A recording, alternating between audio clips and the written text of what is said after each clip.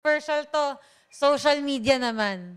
So ngayon madaming umuusbong sa social media na content creators, nagiging breeder, Facebook breeder, sabihin natin.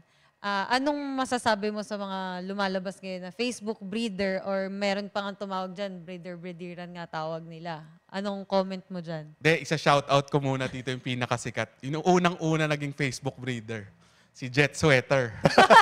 Yun ang pinakauna-una. Pero ngayon, in fairness kay Jet, naging breeder na talaga. Legit na. Oo. Kaya dapat yung mga content creators, yun yung gayahin nyo. Kasi si Jet, ganyan din nagsimula. As a Facebook breeder. Pero nung tumagal, nakita ko talaga si 2008, 2000. Ganun talaga siya. Pero nag-evolve, naging breeder na. Nag-breed. Kaya nga natutuwa ako kasi, kumbaga, nag-transform siya as a totoong breeder. So, shout out, Jet Sweater. Shout out, Sir Jet. So, yun. Ano ba take ko? Yun nga, na-discuss natin yung mga budget, ganyan. Ang dami ko nga nakikita.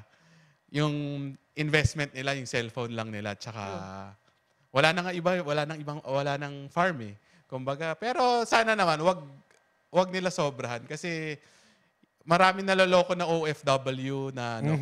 Kailangan, bigay nyo rin yung mga manok na ayos. Kasi hindi naman, pinaghihirapan din naman ang bumibili yung pera na binabayad sa inyo. So ano naman masasuggest mo sa mga buyers? Kasi para sa akin, ang buyer, hiyang-hiyang yan eh.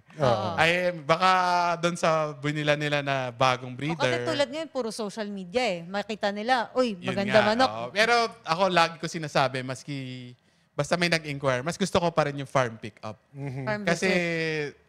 doon ko natutunan, ako hanggang ngayon naman, pag pumili ako, ako mismo yung pipili. Kasi iba yung mahahawakan mo. Para, bawat tao kasi, kumbaga, parang ano yan nagluluto ka eh. Iba-ibang taste eh.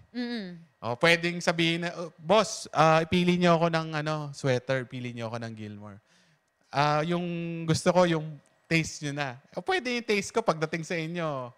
Sabi, hindi ito yung gusto ko eh. Ano yan Iba pa rin yung... Definition. Sarili kumbaga, To each his own subjective. eh. Subjective To each his own pa rin yan eh. Diba? Kumbaga, yun. Tapos, Beauty is in the eye of the Of the beholder. Diba? kumbaga, kanya-kanyang taste tayo talaga. Yes.